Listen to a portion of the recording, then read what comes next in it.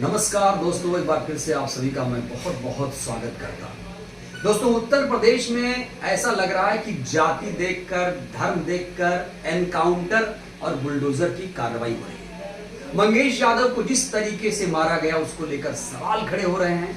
अखिलेश यादव ने कहा है कि उत्तर प्रदेश में जाति देखकर एनकाउंटर किया जा रहा है। उत्तर प्रदेश के एनकाउंटर, बुलडोजर या फिर कहें कि जिस तरीके से देश में मॉब लिंचिंग हो रही है दोस्तों, उसको लेकर विपक्ष खासतौर से इंडिया गठबंधन बहुत नाराज है। और मंगेश यादव का जो केस है वो अब सुप्रीम कोर्ट में जा रहा है। हमारे साथ हैं सुप्रीम कोर्ट के सीनियर एडवोकेट नरेंद्र मिश्रा जी। आइए इनसे मामले को समझते हैं कि जो ये न्याय देने की त्वरित प्रक्रिया है, क्या ये सही है? सर, आपका बहुत बहुत स्वागत। सर, हम देख रहे हैं कि कहीं बुलडोजर चल रहा है, कहीं एनकाउंटर हो रहा है, कहीं मॉब लिंचिंग हो रही है। मंगेश यादव का जो एनकाउंटर हुआ सर, उस पर पहली टिप्पणी आपकी क्या है, पहली प्रतिक्रिया सर? पहली बात तो एनकाउंटर को जो प्रोसेस है उस प्रोसेस को हमें लीगल कहते हैं, और जो प्रोसेस उत्तर प्रदेश में लागू की जा रही है जाति विशेष को देख करके वो कंप्लीट तरीके से it is the violation of the constitutions, violation of the IPC and CRPC, because there is a two very important point of here. पहला, उसमें लूटपाट का उत्तर प्रदेश के सुल्तानपुर का मामला है, जिसमें दो बच्चे हैं, दो आरोपी हैं, एक मुख्य आरोपी है, एक को-एक्यूज्ड है, एक सह आरोपी है। आप सबके माध्यम से मैं बोल रहा हूँ, जो मुख्य आरोपी है उसके पास लगभग उसके ऊपर लगभग 34 केसेस हैं, this is the bundle of the case. It means it is the already active person of the heinous crime. और जो दूसरा व्यक्ति है, जो यादव लड़का है, उसके ऊपर 7 आरोप है। आप इसके आधार पर 7 3 कितना होता है 21। आप सारे लोग देखिए, 4 गुना जिस व्यक्ति के ऊपर अपराध आरोप है, अपराध है, आरोप भी है, हो सकता है कुछ केसेस में कन्विक्शन भी हुआ, यानी सजा भी हुई होगी, बेल पर भी होगा, और उसके ऊपर कोई कार्रवाई नहीं हुई। आप लोग देखिए, उसके ऊपर एनकाउंटर नहीं किया गया। मेरा सिर्फ और सिर्फ मतलब है कि आप बैलेंस की पॉलिटिक्स करिए, जाति विशेष की पॉलिटिक्स मत करिए। अर्थात यदि आपने उस लड़के या दो लड़के को इनकाउंटर किया तो उसके पैरेलल में जो दूसरा आरोपी है उसके ऊपर भी आपको इनकाउंटर करना चाहिए, पर आपने ऐसा नहीं किया। आपने उत्तर प्रदेश में जो शुरुआत कर दिया, सबसे पहले आपने विकास यादव, बाय मिस्टेक मैंने बोला, सबसे पहले विकास दुबे को आपने कानपुर वाला केस में उठाया, फिर उसके बाद आपने इलाहाबाद में 2-3 बड़े बड़े केसेस किए, फिर इसके बाद और विभिन्न राज्यों में किया, जहां पर अलग अलग लोगों के नाम पर थे। पर आपने उत्तर प्रदेश में बड़े बड़े जो गैंगस्टर हैं, जिनके ऊपर 40 अपराध, 50 अपराध, 30 अपराध, 100 अपराध हैं, पर आप उनके ऊपर न इनकाउंटर करते हैं, न तो आप उनको मॉब लिंचिंग में अटैच करते हैं, न तो आप उनके ऊपर बुलडोजर पहुंचाते हैं, ना तो उनको माफिया माना जा रहा है। करेक्ट, न तो उनको माफिया माना जा रहा है। क्या उनके लिए अलग संविधान है? क्या उनके लिए अलग CRPC है? क्या उनके लिए अलग न्याय संहिता बनी है? क्या उनके लिए अलग संविधान है? इसको लेकर के बहुत सारे पेपरों ने अलग अलग किया है। आप लोग भी इसको कमेंट में बताइए, क्या मैं इस बात को गलत कह रहा हूँ कि जिस व्यक्ति के ऊपर आरोप 7 हो उसको आप इनकाउंटर कर दें, और जिस व्यक्ति के ऊपर आरोप कम से कम, मैंने आप लोगों को अभी बोला 34 है, मैं तो बाई मिस्टेक उसे 21 बोला, जिसके ऊपर 34 केसेस का एलिगेशन 34 है, यू आर करेक्ट ना? जी जी हाँ, तो 34 हो तो उसके ऊपर आप बताइए नहीं हो रहा है कुछ भी, ये कैसा न्याय है? अब आता हूं मैं सीधा कम टू द पॉइंट पर। इनकाउंटर, बुलडोजर, मॉब लिंचिंग, मैंने 3 शब्द को उठाया है। बुलडोजर का केस तो हम लोग कर ही दिए हैं, आप लोगों के माध्यम से मैं बोल रहा हूँ। दूसरा, मैं DCP साहब को भी बोलना चाह रहा हूँ, या DSP साहब मिस्टर साई साहब को बोल रहा हूँ, आपके माध्यम से बोल रहा हूँ। अभी जैसे हम लोगों ने बुलडोजर वाले केसेस पर सारे DM, सारे SP, जिन जिन लोगों ने बुलडोजर का परमिशन दिया था, उनका केस बहुत जल्दी क्रिमिनल में डिफेंस में आ रहा है। सारे देश के आप लोगों के ऊपर भी FIR। सर, जानकारी के लिए बता दूं, जो DSP शाही साहब 50 एनकाउंटर कर चुके हैं। अब मेरी बात पूरी हो जाए। जी जी।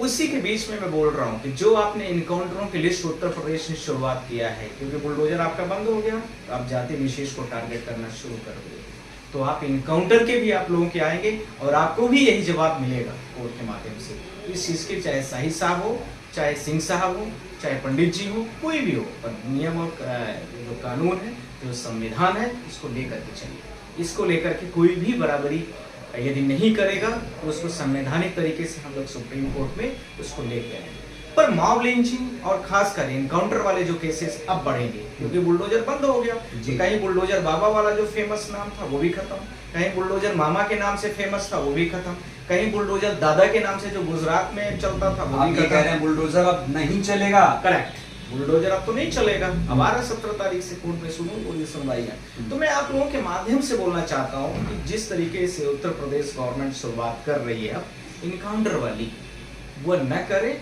और उसके माध्यम से इसको हम सुप्रीम कोर्ट में जल्दी ही ला रहे हैं। उस फैमिली से भी मैं कंसर्न कर रहा हूँ और उस फैमिली वालों को भी मैं बोलूंगा वो लोग भी आए, हम इसमें जल्दी से जल्दी सुप्रीम कोर्ट में इसको करेंगे। पहला पॉइंट। अब आ रहा हूं नेक्स्ट। अब इसके बाद कोई भी जुडिशियल यदि कोई भी आप केस एफआईआर होता है या कंप्लेन होती है तो उसके 3 स्टेप्स हैं। इसका पॉइंट क्या सर? उसी में बात करें। पहला, कोई भी कंप्लेन दी जा रही है तो आप उसको प्रॉपर तरीके से फ्री इन्वेस्टिगेशन करिए, किसी के दबाव में आकर के मत आइए, चाहे वो किसी भी जाति का व्यक्ति हो। क्यों? क्योंकि आर्टिकल 14 कहता है equality is before the law, सबके लिए नियम और कानून सबके लिए बराबर है। पहला पॉइंट इसका ए। अब आइए इसके पॉइंट बी में। दूसरा कहता है कि यदि किसी व्यक्ति के ऊपर आरोप लगाया गया और आपने प्रॉपर तरीके से इन्वेस्टिगेशन किया है तो आप उसको एफआईआर करें। ये पुलिस का, किसी भी जांच एजेंसी का कर्तव्य है। पुलिस एजेंसी भी हो सकती है, सीबीआई भी हो सकती है, ईडी भी हो सकती है, इनकम टैक्स भी। क्या पुलिस एनकाउंटर से बच सकती थी? मैं इसी बात पर आता हूँ। सेकंड, थर्ड, इसी का सी पॉइंट आता है जुडिशियल, उसके बाद शुरू होता है। आप जुडिशियल में लेके नहीं जा रहे हो, आप सीधा का सीधा जिन लोगों पर आरोप है, पुलिस कंप्लेन है, आप उनको सीधा एनकाउंटर करें। पर किसको? जाति विशेष के लोग। तो इस चीज से बचा जा सकता था। एक जस्टिस चलैया करके एक बहुत बड़ा 2010 में बहुत सारे चीजों को कमेटी बनाई गई और उन्होंने स्पष्ट तरीके से इस चीज को स्पष्ट कर दिया कि किसी भी व्यक्ति को एनकाउंटर किया जाए तो उसकी प्रॉपर इंक्वायरी नहीं की गई है। प्रॉपर इंक्वायरी के देने का मौका होना चाहिए, उसका रजिस्टरिंग एफआईआर करने का प्रॉपर उसको पुलिस को होना चाहिए। तीसरा उन्होंने बोला देन रजिस्टरिंग, इसके बाद मजिस्ट्रेट का जो जुडिशियल केसेस है वो भी होना चाहिए, पर ऐसा नहीं किया गया यहाँ पर उत्तर प्रदेश में। इसी के साथ में मैं आप लोगों से यह भी बोलना चाहता हूँ कि उत्तर प्रदेश की सरकार ने जो राइट टू प्राइवेट डिफेंस का सेक्शंस आपके माध्यम से 46 सीआरपीसी का है, उस व्यक्ति का वायलेशन कर रहा है। मिस्टर शाही को मैं बोल रहा हूँ, जो डीएसपी साहब है उनको बोल रहा हूँ, आपने 46 जो सीआरपी उसको कंप्लीट तरीके से पढ़ वायलेशन करने की सजा आ रहा हूँ, उसी में अब सारी चीजों कम टू द पॉइंट। 46 जो सीआरपीसी है, किसी भी व्यक्ति को प्राइवेट तरीके से यानी पर्सनल लेवल पर उसको डिफेंस करने का मौका मिलना चाहिए, उसको अपनी बात को रखने का मौका दिया जाना चाहिए। ऐसा नहीं है कि किसी के ऊपर एफआईआर हुआ और उसको ले जाकर के इनकाउंटर कर दो, शूट कर दो, नहीं तो अभी तो बुलडोजर चलता था, तो आप नहीं कर सकते। इसी के साथ में आर्टिकल 141 भी कहता है कि किसी भी व्यक्ति को प्राइवेट तरीके से डिफेंस करने का मौका मिलना चाहिए। इसी के साथ में आर्टिकल 21 भी कहता है कि किसी व्यक्ति को मानव अध्यय की स्वतंत्रता होती है, वह भी आप नहीं कर रहे हो। डीसीपी साहब या डीएसपी मिस्टर साई साहब, ये सारे चीजों के आप आरोपी हैं, इस चीज को आप खुल के सुन लीजिए। इसी के साथ में नेक्स्ट, कोई भी व्यक्ति जो भी होता है, जो मजिस्ट्रेट में जब मैटर चल रहा है, जुडिशियल में चल रहा है, तो आपको एनकाउंटर करने के लिए क्या मजिस्ट्रेट ने पावर दिया था कि हमारे मैटर जो हम सुन रहे हैं और आप उसको ले जाकर के शूट आउट कर दो? जस्ट लाइक टू देयर, यदि कोई मैटर सुप्रीम कोर्ट में चल रहा है, जांच चल रही है, तो उस मैटर को आप सुनवाई के दौरान पर ही ले जाओ और उसको ठोक पीट करके चले आओ। ये कैसा न्याय है? ये किस देश का न्याय है? ये मुझे लगता है कि इसकी शुरुआत उत्तर प्रदेश सरकार कर रही है, जो कि क्या सर इसमें यूपी सरकार का बहुत बड़ा हाथ है? क्या पैसों के लालच में, पद के लालच में सब हो रहा है? कहा जा रहा है कि जो डीएसपी है स्टार बढ़ाना चाहते हैं अपने वर्दी में। आओ, अभी तक बुलडोजर के नाम से स्टार बढ़ा रहे थे सीएमओ के पास में। अब इसके बाद डीएसपी शाही साहब सोच रहे हैं कि हम जल्दी एसपी बन जाएं, इसलिए कर रहे होंगे, पूरे उत्तर प्रदेश के सबसे बड़े और भारत देश के बहुचर्चित डीएसपी बन जाए। पर ऐसा होगा नहीं मिस्टर शाही साहब, मैं आपको बार बार और आपके सामने, पूरे देश के चैनल के सामने बोल रहा हूँ, इस चीज को खुल के सुन लीजिए। जो आपने शुरू किया है यह आपकी सही रवैया नहीं है, और यदि आपको इतना ही शौक है तो आप उत्तर प्रदेश सरकार या अपने नौकरी से इस्तीफा दे दीजिए, और आप किसी की जान को वापस नहीं ला सकते, ये भी ध्यान रखिए। आपको लगता है वो इस्तीफा दे देंगे? नहीं देंगे। मालाओं से स्वागत किया गया उनका। ऐसे तो बुलडोजर और उत्तर प्रदेश की व्यवस्था इस समय पर ऐसी हो गई है, कोई व्यक्ति हिनियस क्राइम करके आता है और उसको यदि उसको बेल भी मिल जाती है, और चाहे कितने लोगों की सजा किया हो, कितने लोगों को दंड दिया हो, कितने लोगों से ब्रूटल मर्डर किया हो, कितने लोगों का ब्रूटल रेप किया हो, उसके बाद भी उनको फूल मालाओं से स्वागत किया जाता है। उदाहरण के तौर पर आप बनारस में देख सकते हैं, उदाहरण के तौर पर आप गुजरात में देख सकते हैं, जिनको आप दंगे में आप सारे लोग नाम जानते हैं। किस बात? करेक्ट। ये सारे लोग, ये प्रथाएं नहीं चलेगी भारत देश में। तो संविधान ये लगातार बीजेपी शासित राज्यों में खास तौर से संविधान का वायलेशन हो क्यों रहा है और इसका हल क्या है? संविधान अभी तक तो हाई कोर्ट सबको मना की, पर हाई कोर्ट की बातें सुनते नहीं। बुलडोजर वाले भी मामलों में असम में गुवाहाटी कोर्ट ने भी बोला था, पटना हाई कोर्ट ने भी बोला था, उत्तर प्रदेश के भी कोर्टों ने बोला था कि आपको ये किसने पावर दिया है।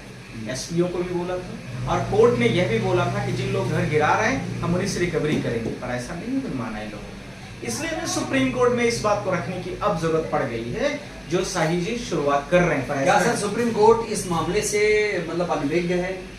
जो कुछ मामले चल रहे हैं, बुलडोजर हो, मॉब लिंचिंग हो या फिर एनकाउंटर की किसी, देखिए कुछ चीजों को लेके मैं आपसे बोलना चाहता हूँ, आपके माध्यम से बोल रहा हूँ पूरे देश में। कई बार कोर्ट एक्सपेक्टेशन करती है हम लोगों से कि वकील मुद्दों को उठाए। कई बार यह भी सोचती है कि जो पीड़िता है, विक्टिम्स है, वो आए। कई बार यह भी सोचती है कि हम खुद भी संज्ञान ले उसके परिणाम जो भी होंगे। तो इन तीनों चीजों के आधार पर जब जो जैसा मौका मिलता है उस आधार पर कोर्ट अपने आप को प्रमोट करते हैं, अपने आप को उसमें टैकल करते हैं। अब कोर्ट में यह मामला शुरू हो रहा है, जैसे बुलडोजर 2017 में शुरू हुआ था। यदि उस समय पर ही उस पर रोक लगाई गई होती या उस पर चीजें आई होती तो कई लोगों की हम लोग जान बचा सकते, कई लोगों का बेघरों का घर बचा सकते। पर उनके लिए मैं यहाँ भी आश्वासन देना चाहता हूँ कि वो चिंता न करे, पूरे देश के लोग जिनके घर गिराए गए उनका सबका घर हम लोग बनवाएंगे और उन्हीं अधिकारियों से बनवाएंगे जो डीएम एसपी साहब आपका घर तोड़े थे।